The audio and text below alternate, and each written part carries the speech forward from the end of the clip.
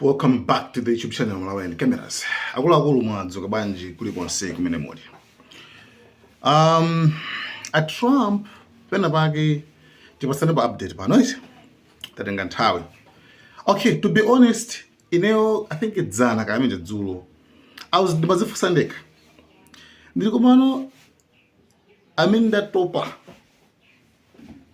kumva mbwerera za Trump. Ndine ndekha kapena paliso anthu so atopaso kumva mbwerera za Trump because ndikakhaleti kumazizukuta nkhani zichi. Ndikuona zoti Trump ali ngati clown ali ngati chinthu chineke chimene chimapangaza chimavala zinthu ngati chinyawo, okay? Kumapangaza usekeseka chana ma clown, timati ma clown. And ndimazifunsa kuti clown ameneyo like ndimazifunsa kuti clown ameneyo like chinthu chambwerera ngati chimene chichi like why then natopa kai like kutopa to be honest like natopa no actually zongo Trump ataya employees Trump ataya because ndenda zindika zoti no, I'm not alone. Sinilindeka. Even Adam Smith, okay? High ranking yitu senator.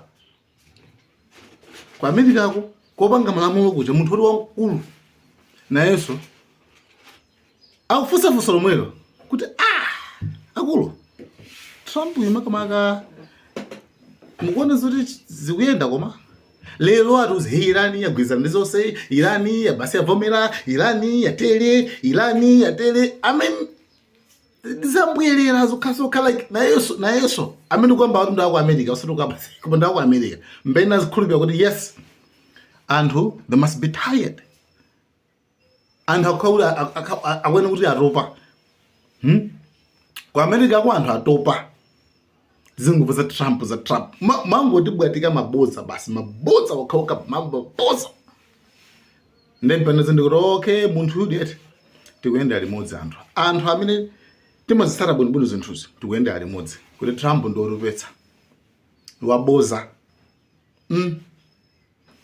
sine. Mr. Zimmerman, can you explain to me how it works, why it is considered to be intelligent for the president day after day after day to keep saying that Iran has agreed to things that very clearly they have not agreed to, which then becomes obvious to the entire world within some 24 to 48-hour time period? Help me out here. What is the strategy of the president standing up and saying, we have defeated them, the war is over, they've agreed to everything? I mean, doesn't that just make us look like a bunch of clowns past a certain point when it becomes obvious that that's not the case? Congressman, the president's willingness to act decisively to protect Americans and our partners and allies has advanced U.S. credibility. It has not sunk U.S. credibility. Well, but addressing this specific issue, we could have that debate in a different direction. But he has repeatedly said that Iran has agreed to things that they obviously have not agreed to. And let me ask the question this way. Is the president misinformed? Are people doing a bad job of informing him about what's going on? Is he that ignorant about the circumstances? Or is he just making it up as part of some, I don't know, six-dimensional chess strategy here? So why? The president has the best information available to any head of state. Why does he keep getting it wrong then? The president does not keep getting it wrong. The White House is leading these negotiations to find a long-term solution. I'm sorry, you have 20 seconds left here, but he doesn't keep getting it wrong. He says, literally, the strait is open. Iran has agreed to give up their nuclear weapons. Iran has agreed to give up their ballistic missile programs. That's your basic question. Is the Strait of Hormuz open? Has Iran given up their nuclear weapons? The Strait of Hormuz is a complex situation right now where you have a severely degraded foe. I hope you look back at this and understand how bad this is making you look. I mean, look, you can answer the question now. You can challenge me in 1,000 different ways. But to just pretend that reality isn't reality and say it over and over again in a public hearing, I'm sorry, that's not helping our credibility. Thank you for the indulgence, Mr. Chairman. I yield back. Chabwino. Tikachoka pamenepo basi ulendo uja Trump kupita ku China.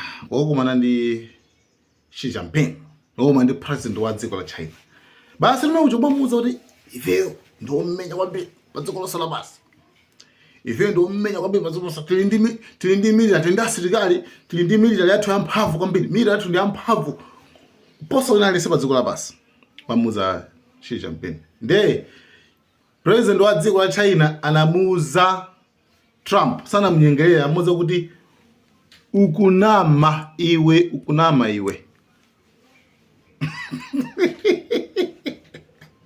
I mean, sana gizai nazo. So, I think ubongo wa Trump umaenda fast like umaenda. Ndara zitikira kuti yo. Nkani mine ibanga ma headlines. Sentence jana zai sendaso. Enamuza Xi Uchina kuti ifeyo military yathu ndiya strong kwambiri kuposa wina ali yes. Pa dziko lapansi pa. Ndia kuti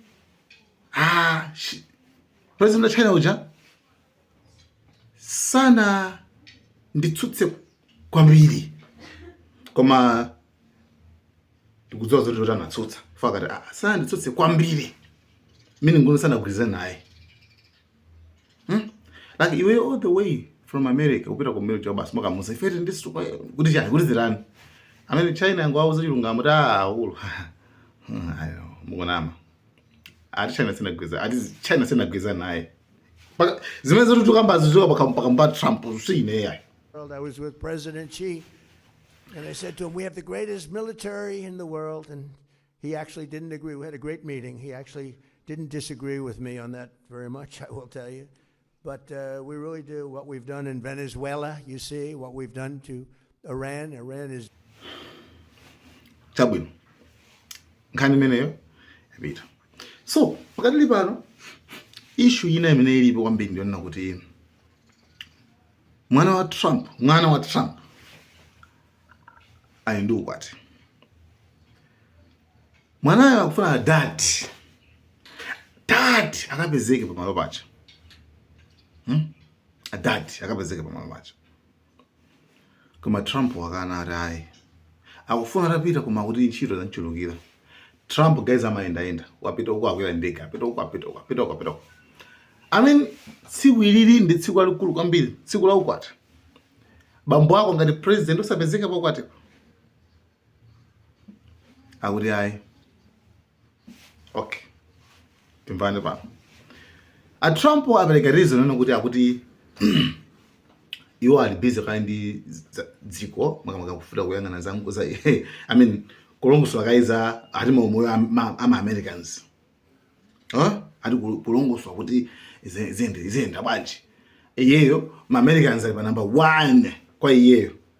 So sapita kai fa akagwira ntchito zina ndi zina. Ari amasamala kwambiri ma Americans. Ma Americans akudandaula kuti Trump zinthu zakwera pasiteri volumes pacha bwanji pinapanga zoti patsegulepo. I mean kusamala kwake kandi kuti mathino akutanthauza Trump kukaya. Mbono akanankha kuti sindu kusamala za Americans. Ndusamala za Iran basi kuti asakaine nyukile. Iran now zokuti if sulu follow kane nyukile. I don't know. So pali zinthu zingapa zimene sizili m'malo mwake pano. Trump chifukwa china chimene iwo akuopera kukapezeka pagulu pa wedding pa ukwati ndi ma threat ziopsezo zimene Iran inaopseza ndi anthu ena kuti akuyenera kuphedwa chifukwa Yesu m'manja mwake muli magazi anapha anthu. Remember kuti pakati paja panabwera report yochokera ku Iran kuti apewe ma public places apewe malo ama public ate kuti ozisangalalo zintana apewe malo amene acha. Remember analiso pampano so kwina so kupacha munthu anabwera keshe funa kuombera like ma assassination attempts nda Trump ababa yona so ukuthoka iba balance abita zimezo Trump akudziwa.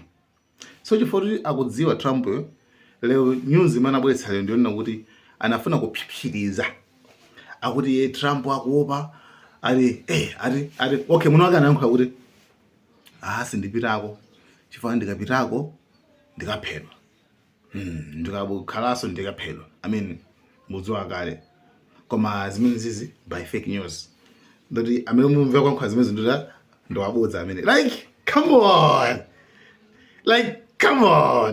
I mean akuchita zinthu like kankhaniyo chifukwa zimene chilunga mnyankhani chimecho ndi akuyibwesa kadala pa public kenako ndikhala ngati kuyikhalashaso makuti chani I mean kukwati wa mwana wako Trump akuopa upita kukwati wa mwana wako akuopa ukaphedwa. He'd like me to go, but it's going to be just a small little private affair, and I'm going to try and make it. I'm in the midst. I said, you know, this is not good timing for me. I have a thing called Iran and other things. That's one I can't win on. If I do attend, I get killed. If I don't attend, I get killed. By the fake news, of course, I'm talking about. No, but he's got a very person who I've known for a long time, and hopefully they're going to have a great marriage. Guys, thank you so much. Malawi and cameras.